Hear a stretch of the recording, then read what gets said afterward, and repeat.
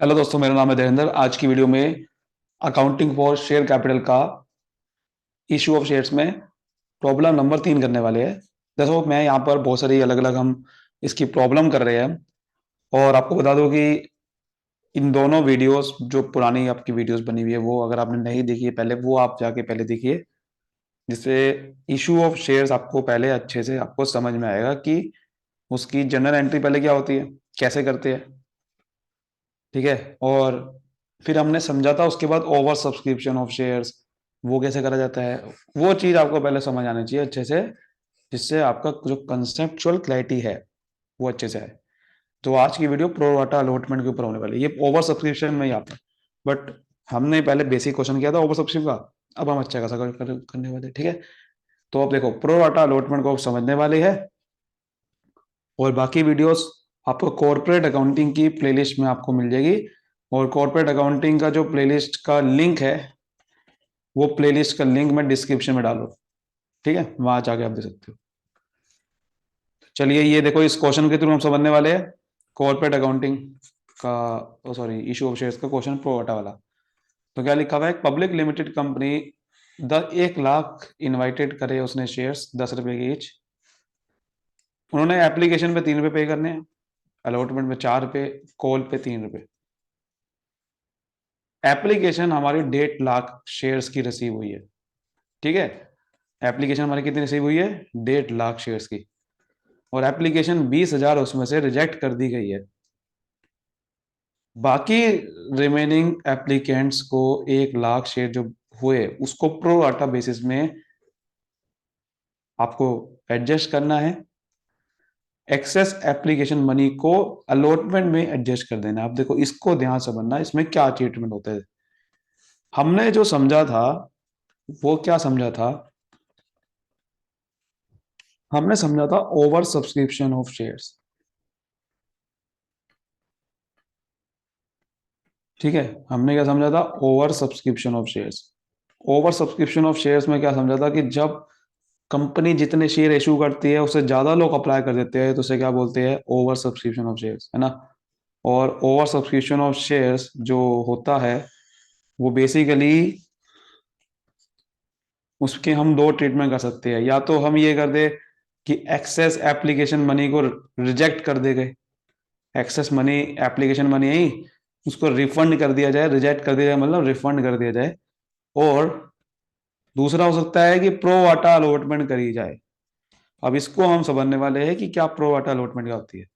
इन दोनों को एक साथ भी हम ट्रीटमेंट कर सकते हैं, ये भी हमने समझा था। यानी कि कुछ शेयर को तो रिजेक्ट कर दिया जाए, कुछ को प्रो वाटा अलॉटमेंट कर दिया जाए। अब ये प्रो वाटा अलॉटमेंट है क्या, प्रो वाटा अलॉटमेंट आखिरकार है क्या। तो प्रो वाटा अलॉटमेंट देखो क्या होती है। प्रो वाटा अलॉटमेंट ऑफ शेयर्स बेसिकली और कुछ नहीं होते, ये एक तरह का हमारा क्या है, पार्शियल अलॉटमेंट इसे बोलते हैं। कि अलॉटमेंट कम करना, ठीक है, पार्शियल करना। तो अलॉटमेंट पार्शियल करना, partial allotment of shares. Partial allotment का मतलब हो गया कि हम ये कह रहे हैं उसको कि देखो, हमारे हम आपको शेयर कम दे देंगे, पूरे नहीं दे सकते।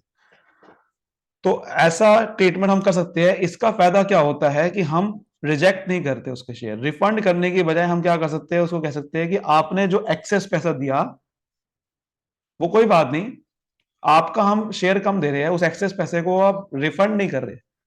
अब आप सोचोगे रिफंड नहीं कर रहे तो फायदा क्या हो रहा है। फॉर एग्जाम्पल, मैं कह रहा हूं कि 1,000 शेयर्स लोगों ने अप्लाई करे थे, बट हम हमारे पास शेयर देने को है सिर्फ 800 शेयर। तो हमने 1,000 शेयर को रिजेक्ट करने की बजाय हमने कहा कि देखो, हम आपको 800 शेयर दे रहे हैं, कोई दिक्कत है आपको। उन्होंने कहा कोई दिक्कत तो नहीं, कम से कम शेयर होल्डर तो बन जाइए। भाई, अगर 1,000 शेयर को रिजेक्ट कर दूंगा तो मैं तो शेयर होल्डर नहीं बन रहा हूँ। भले ही अगर 1,000 शेयर को 800 शेयर मिल जाएंगे, तो कोई बात नहीं, शेयर होल्डर तो बन जाएगी कंपनी के कम से कम। तो इसीलिए वो क्या कर सकती है, कंपनी कभी कभार प्रो वाटा अलॉटमेंट कर देती है। बिकॉज ये कंपनी पे एक नेगेटिव इंप्रेशन नहीं जाता कि कंपनी के पास शेयर है ही नहीं। अगर हम कंपनी हर एक को रिजेक्ट करती रहेगी, तो इन्वेस्टर सोचेगा कि कंपनी पैसा लगाने की जरूरत नहीं है, कंपनी तो भैया पैसा हमें शेयर होल्डर बनाती ही नहीं है, हमें तो रिजेक्ट कर देती है। तो कंपनी क्या कर सकती है, कंपनी कहती है कि ठीक है, हम आपको शेयर होल्डर तो बना ही देते हैं, लेकिन इतने शेयर का। तो शेयर होल्डर भी कहता है कोई दिक्कत नहीं है, इन्वेस्टर होता है कोई दिक्कत नहीं है, शेयर होल्डर तो बन रहे हैं। लेकिन सवाल मेरा ये है कि जो इसने 1,000 शेयर पे पैसा दिया था वो तो ज्यादा दिया होगा। मान लो कि यहाँ पर 2 रुपए पर शेयर के हिसाब से एप्लीकेशन ने पैसा दिया, तो यहाँ पर कितना दिया होगा, 2,000 रुपये। और हमने उसको 2 रुपए के हिसाब से ही सिर्फ अलॉटेड करे हैं शेयर, तो इसको एप्लीकेशन मनी को जो आई होगी 800 शेयर पे, वो कितनी आई होगी, 1,600 रुपए की, क्योंकि एक शेयर पे 2 रुपए दिए होंगे। तो इसने जो एक्सेस पैसा दे दिया उसका क्या करेगी, 2,000 रुपये दे दिए इसने, देने चाहिए थे 1,600 रुपये, क्योंकि हमने तो 1,600 के हिसाब से उसको एडजस्ट किया। तो बाकी का जो 400 रुपये इसने दे दिया है एक्सेस एप्लीकेशन मनी, तो उस एक्सेस एप्लीकेशन मनी को हम क्या करेंगे, क्या उसको रिफंड कर दिया जाए, नहीं। जैसे कि आपने देखा होगा कि भाई अगर आपने एडमिशन लिया किसी स्कूल में या कॉलेज में, तो आपने अगर कॉलेज वालों को मान लो कि एक एडवांस में पेमेंट दे दी, मतलब 1 महीने की, मान लेते हैं हर महीने फीस आती है, हर महीने की फीस थी, हर महीने की फीस आपको 1,000 रुपये देनी हर महीने। मतलब अभी चल रहा है मान लो अप्रैल, आपको मई में भी 1,000 रुपये देनी है। अब अप्रैल 1,000 में देनी है, आपने क्या करा, अप्रैल में ही कह दिया कि भाई देखो ऐसा है, ये जून की भी 1,000 देनी है मान लो, और आपने कहा कि ऐसा है देखो मैं ना अप्रैल में ही आपको 2,000 रुपये फीस दे रहा हूँ, मतलब अगले महीने की पहले दे रहा हूँ, ठीक है। तो अब हम मई की जब उससे हम मंगाएंगे, मई की जब उससे मंगाएंगे, तो क्या मुझे एक चीज बताओ, मई की जब फीस उससे मंगाएगी तो मंगाने की जरूरत पड़ेगी, क्योंकि मैंने तो उसको 1,000 रुपये एक्स्ट्रा दे दिया है, मई के भी पैसे अप्रैल में ही दे दिए गए हैं। तो क्या मुझे मई में उससे फीस मंगाने की जरूरत है, नहीं है ना, मई में उससे फीस मंगाने की जरूरत नहीं है, ठीक है। तो इसीलिए इसे क्या बोलते हैं कि आप जब किसी शेयर होल्डर को बना देते हो, तब उसको पैसा रिजेक्ट थोड़ी करोगे।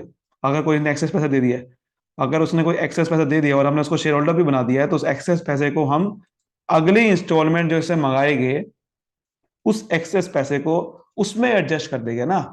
रिफंड तो तब करते हैं जब हम उसको शेयर होल्डर बना ही नहीं रहा हो, लेकिन जब उसको शेयर होल्डर बना दिया है तो हम क्या करेंगे, इसी एक्सेस पैसे को, जो एक्सेस पैसा आएगा, एक्सेस एप्लीकेशन मनी को हम अगली जो इंस्टॉलमेंट आएगी वो तो आएगी आएगी, अगली इंस्टॉलमेंट तो आएगी आएगी, तो एक्सेस एप्लीकेशन मनी को क्या कर सकते हैं, एडजस्ट कर देते हैं, एडजस्टेड टुवार्ड अलॉटमेंट। जरूरी नहीं कि अलॉटमेंट में ही करते हैं, अगर अलॉटमेंट, अगर मान लो कि बहुत ज्यादा एक्सेस एप्लीकेशन मनी है तो कॉल्स में भी कर सकते हैं, अगली जो कॉल्स आने वाली है। फॉर एग्जाम्पल, मान लेते हैं कि उसने एक्सेस एप्लीकेशन में 4,000 रुपये दे दी गई, बट मेरी जो अलॉटमेंट आने वाली है, उससे जो अलॉटमेंट मंगाऊंगा वो सिर्फ मैं कितनी मंगाऊंगा, 1,000 रुपये की मंगाऊंगा, और बाकी की जो आगे कॉल आएगी वो 5,000 रुपये की आएगी। तो क्या मैं 4 के 4,000 रुपये अलॉटमेंट में एडजस्ट कर दूंगा, नहीं, क्योंकि अलॉटमेंट मंगानी 1,000 रुपये की है। तो 4,000 में से 1,000 तो अलॉटमेंट में एडजस्ट कर दूंगा, फिर अलॉटमेंट मंगाने की जरूरत ही नहीं पड़ेगी, और बाकी का बचा कितना, 3,000 रुपये, वो इसमें एडजस्ट कर दूंगा कॉल में। तो इसको बोलते हैं एक्सेस एप्लीकेशन मनी को एडजस्ट करना। तो अब समझ में आया आपको प्रोवाटा अलॉटमेंट में एक्सेस एप्लीकेशन मनी कैसे एडजस्ट करी जाती है। तो देखो इसी क्वेश्चन में आपसे यही समझने वाले हैं।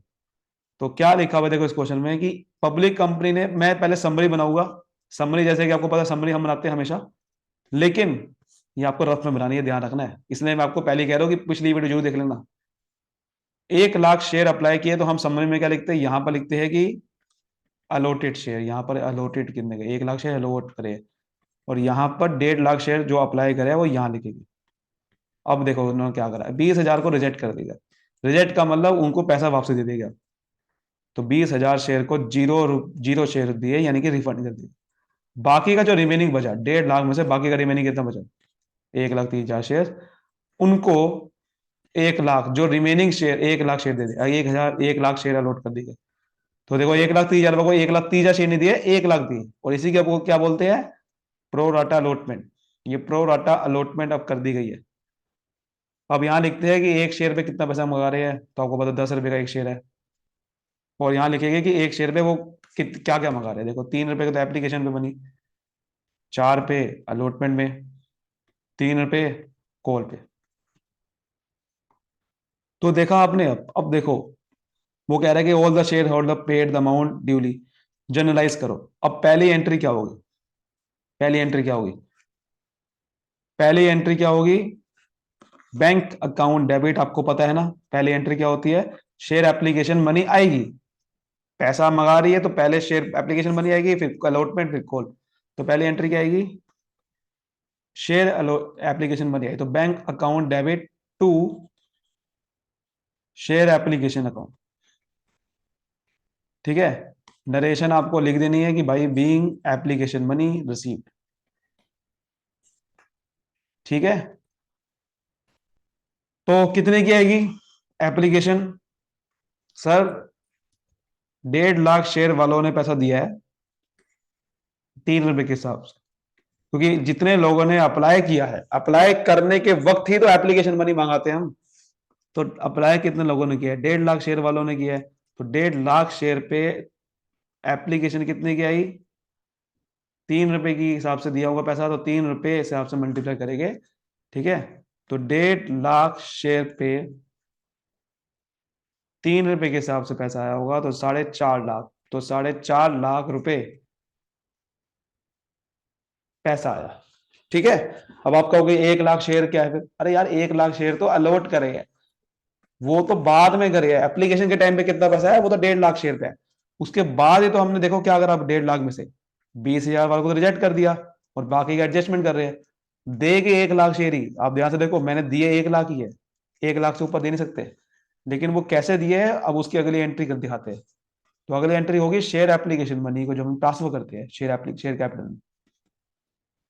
तो share application account debit 4.5 lakh से पूरी की पूरी डेबिट करूंगा मैं, कि 4.5 लाख का ट्रीटमेंट कैसे कर रहा हूं, to share capital account. Share capital account में क्या डालूंगा कि कितने शेयर उसको अलॉट करे हैं, ध्यान रखना, अलॉट अलॉट कितने करते हो, 1 लाख, बिल्कुल सही। ठीक है, 1 लाख, तो 1 लाख शेयर अलॉट करे 3 रुपए के हिसाब से, तो 3 लाख रुपए शेयर कैपिटल में जाएंगे।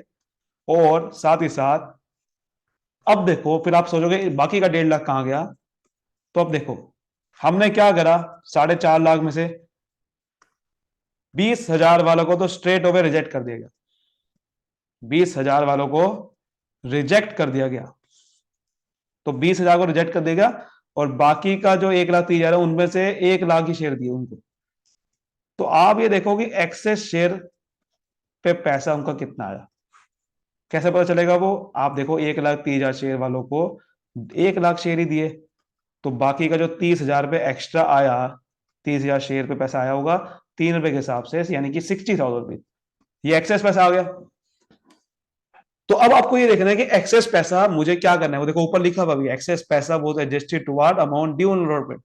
तो आपको क्या करना है, इस एक्सेस पैसे को एडजस्ट कर देना है अलॉटमेंट में, क्योंकि ये एक्सेस पैसा आया है लेकिन हमने उनको शेयर होल्डर बना दिया गया, तो उनको रिफंड नहीं करेंगे हमने, क्योंकि उनको शेयर होल्डर बना दिया गया है, तो आप क्या करेंगे, उसको एक्सेस पैसे को आगे वही अलॉटमेंट में एडजस्ट कर देंगे। अगर ये लाइन ना भी लिखी हो तो भी आपको आगे वाली इंस्टॉलमेंट में ही एडजस्ट करना है, ये ध्यान रखना है, क्योंकि जब हम उसको शेयर होल्डर बना रहे हैं चेक कम का बना रहे हैं। और चेक भी कर लो कि उससे मैं मंगाने वाला कितना हूं, कि 1 लाख शेयर जो मैंने उसको अलॉट करने वाला हूं, उस पर अलॉटमेंट मंगाने वाला कितना हूं। तभी तो आप देखोगे ना कि अलॉटमेंट एडजस्ट कर भी पा रहे हो, सारी सारी कर पा रहे हो कि नहीं कर पा रहे हो सकता है कि मैं यहाँ पर अलॉटमेंट में सारी एडजस्ट ना कर पाऊँ। तो अब देखो 1 लाख शेयर पे 3-4 रुपए से मंगाऊंगा तो 4 लाख मंगाऊंगा, तो आराम से एडजस्ट कर दूंगा। तो ये भी चेक करना जरूरी है, तो 60,000 पे एडजस्ट करूंगा। अब जब एडजस्ट करूंगा तो यहां पर मैं क्या लिखूंगा, शेयर अलॉटमेंट अकाउंट लिखूंगा, क्रेडिट करूंगा कितने से, 60,000 जो एक्सेस पैसा आया था 60,000। ठीक है, शेयर अलॉटमेंट क्रेडिट क्यों कर रहा हूं, क्योंकि शेयर अलॉटमेंट आपको पता है कि मैं मंगाता हूं तो ये पैसा आता है। आपको पता ना अगली एंट्री होती क्या है, पता है ना आपको, ये अगली एंट्री ड्यू करने की होती है। देखो जब मैं अगली एंट्री करूंगा तो एंट्री होती है share allotment account debit to share capital account, यानी कि शेयर अलॉटमेंट अकाउंट डेबिट करता हूं, क्योंकि जो पैसा आता है, पैसा आने वाला होता है शेयर अलॉटमेंट से, और क्रेडिट कर दिया तो इसका मतलब वो जो पैसा नहीं आने वाला, तो उसलिए नहीं आने वाला तो शेयर अलॉटमेंट क्रेडिट कर दिया, यानी कि 60,000 रुपीज शेयर अलॉटमेंट का पैसा नहीं मकाना, क्योंकि वो एक्सेस आ गया है। एडजस्ट करने का मतलब यह है कि मैं वो पैसा अगली इंस्टॉलमेंट में नहीं मंगाने वाला, क्योंकि उनने पहले ही अगर मुझे 60,000 रुपए एडवांस में पे कर दिया है, तो मैं शेयर अलॉटमेंट में अगली इंस्टॉलमेंट में उसमें पैसा नहीं मंगाऊंगा, तो 60,000 से शेयर अलॉटमेंट कम होगी। समझा रही बात, इसलिए हम कैड कर रहे हैं। और बाकी का 20,000 शेयर को रिजेक्ट कर दिए थे, तो यहाँ क्या लिखूंगा, टू बैंक अकाउंट। बाकी का शेयर को आपको रिजेक्ट कर देगा 20,000 शेयर को, तो 20,000 का रिजेक्ट कर दिया गया, तो बाकी बैंक अकाउंट। तो इस शेयर पे कितना पैसा आया था, 20,000 शेयर वालों ने कितना पैसा दिया 3 रुपए के हिसाब से, 60,000 ही दिया होगा, हाँ या ना, ठीक है, 60,000 दिया होगा। तो इसलिए यहां पर क्या लिखूंगा, एक मिनट जैसा, यहां पर एक गलती होगी थी, 30, ये 90,000 आएगा, 90,000 आएगा, बिल्कुल सही पकड़ा था आपने। 30,000 शेयर एक्सेस पैसा आया, 3 रुपए के हिसाब से एप्लीकेशन आई होगी, तो 90,000 आना था यहाँ पर, मैंने 60,000 गलती से लिख दिया था, तो ये 90,000 आएगा। और यहाँ पर 20,000 शेयर पे 3 रुपए के हिसाब से पैसा आया था, तो 60,000 वापसी दे रहे हैं उसे, ठीक है, इनको वापसी दिया। तो ये एंट्री समझ में आई, ये सबसे इंपॉर्टेंट एंट्री है।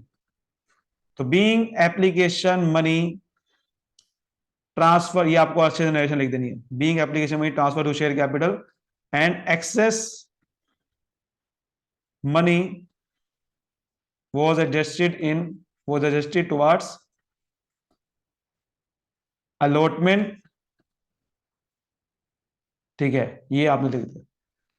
ये भी आप लिख सकते हो, adjusted toward allotment and refunded, कुछ पैसा रिफंड कर दिया। तो यहां पर लिखो कि बीइंग अलॉटमेंट ड्यू, ये अलॉटमेंट ड्यू कर रहे हैं, कितने से ड्यू कर रहे हैं, अब देखो एक्सेस पैसा, तो अलॉटमेंट जो देनी है वो 1 लाख शेयर पे देनी है, आपने ये कभी नहीं देखना कि 1.5 लाख शेयर को अब नजर भी नहीं डालनी वहां पर, क्योंकि 1.5 लाख शेयर में से तो आपने देखा खुद से कि 20,000 को रिजेक्ट कर दिया गया, और इनको भी 1 लाख ही दिया है, तो अल्टीमेटली मैंने अलॉटमेंट कितनी कितने की करी है, 1 लाख, तो 1 लाख शेयर पे पैसा मंगाऊंगा ना अलॉटमेंट पे, कितना मंगाने वाला हूँ इन लोगों से, 4 रुपए के हिसाब से, तो 1 लाख मल्टीप्लाई पे 4 कितना होता है, 4 लाख, तो 1 लाख मल्टीप्लाई बाय 4 मतलब 4 लाख, तो 4 लाख की अलॉटमेंट ड्यू करेगी पहले, और फिर मैं इसको मंगाऊंगा, तो क्या एंट्री होगी, bank account debit to share allotment account. अब आप ध्यान से देखना, 4 लाख नहीं मंगाऊंगा, पहले नरेशन लिख दो, यहां पर क्या आएगी, बीइंग अलॉटमेंट मनी रिसीव्ड। अब मैं 4 लाख नहीं मंगाऊंगा, ध्यान से समझना, क्यों, क्योंकि 60,000 पे मैंने देखो एडजस्ट कर दिया है एक्सेस एप्लीकेशन मनी को, 60,000 पे देखो, ये मैंने तभी तो लिखा था यहाँ पर 90,000, सॉरी 90,000 मैंने एडजस्ट कर दिया है, एक्सेस पैसा जो 4.5 लाख में से आया था शेयर एप्लीकेशन का, उसमें से 90,000 एक्सेस आया था, और उसको मैंने एडजस्ट कर दिया था अलॉटमेंट में, मतलब कि 90,000 की अब अलॉटमेंट नहीं मंगाऊंगा, क्योंकि वो एक्सेस पैसा आ चुका है एप्लीकेशन के टाइम पे, तो 90,000 का पैसा नहीं मंगाने वाला, बार बार थोड़ी मंगाऊंगा उससे भैया एक्सेस पैसा वो बार बार, तो 90,000 जो पैसा आ गया एक्स्ट्रा मुझे पहले से ही, तो 90,000 कम मंगाऊंगा, तो 4 लाख में से 90,000 माइनस कर दो, तो 3,10,000 रुपये मंगाऊंगा, समझ आ गई बात, क्योंकि 90,000 एक्सेस आ गया था, तो उस एक्सेस को हमने रिफंड नहीं करा, हमने कहा कि देखो जब 90,000 एक्सेस पैसा आपका आ गया है, तो उसको पैसा वापसी लेने की बजाय हम ऐसा करते हैं कि जो आपने फ्यूचर में पैसा देना है वो कम दे दो 90,000, बात तो एक ही है, आपको रिफंड कर नहीं रहा हो, लेकिन आपको 90,000 का नुकसान भी नहीं हो रहा है, आपको फ्यूचर में 90,000 देने नहीं है, तो एक है कि मैं उसको रिफंड करूं, एक है कि मैं उसको आगे की इंस्टॉलमेंट में एडजस्ट कर दूं, बात एक ही है, उसको 90,000 का फायदा ही हो रहा है, क्योंकि 90,000 दिए नहीं उसने, रिफंड नहीं करा हमने उसको, बस अगले इंस्टॉलमेंट मंगाया ही नहीं। अगली एंट्री होती है कि अब देखो कॉल की एंट्री, यहां पर एक ही कॉल है ना, तो जब एक ही कॉल होता है तो क्या लिखते हैं, share first and final call, ठीक है, तो share first and final call, जब एक ही कॉल है तो first and final call account debit to, पहले ड्यू करते ना शेयर कैपिटल अकाउंट, यहां लिखी गई being first and final call due, कितने से मंगाएंगे, जितने की अलॉटमेंट करी है, अब वहीं से सारा एंट्री होगी, जितने की अलॉटमेंट करी है, अलॉटमेंट 1 लाख शेयर वालों को करी है ना, तो 1 लाख शेयर से ही पैसा मंगाते हैं, ठीक है, तो यहां पर मंगाएंगे, देखो 1 लाख शेयर पे 3 रुपए के हिसाब से, तो 1 लाख शेयर पे जब मैं मंगाऊंगा 3 रुपए के हिसाब से, तो कितनी आएगी, मल्टीप्लाई करो जरा, तो 1 लाख शेयर पे 3 रुपए के हिसाब से, यानी कि 3 लाख रुपए, तो 3 लाख रुपए की मैं अलॉट फर्स्ट एंड फाइनल को, ये मेरे ब्रैकेट में नहीं लिखना बार बार, ठीक है, ब्रैकेट में नहीं लिखना है आपने, एक बार ये तो सीधा मैं आपको समझाने के लिए लिख रहा था, ठीक है। अब अगली एंट्री क्या होती है मुझे बताओ फटाफट, क्या हो गया एंट्री, जल्दी बताओ। Bank account debit to share first and final account, ठीक है। तो बैंक अकाउंट डेबिट टू, पैसा आया share first and final account से, तो पैसा आया तो बैंक अकाउंट में आएगा। कहां से आया, नाम लिखो, share first and final call account. तो यहां लिखेंगे being first and final call money received. तो पूरे के पूरे पैसे आए, देखो लिखा हुआ नहीं क्वेश्चन में कहीं पे कि भाई इतना पैसा इतने शेयर पे नहीं आया, हम यहाँ पे पूरे 3 के 3 लाख ही लिखेंगे, ठीक है। तो ये था पूरा क्वेश्चन, प्रो डाटा अलॉटमेंट का यहाँ पर मेन कॉन्सेप्ट समझाना था। मेन उम्मीद करता हूँ अच्छे से आपको समझ में आया होगा। वीडियो को लाइक करिए, सब्सक्राइब करिए। Thank you so much, all the best. मिलते हैं अगली वीडियो में, बाय बाय, थैंक यू।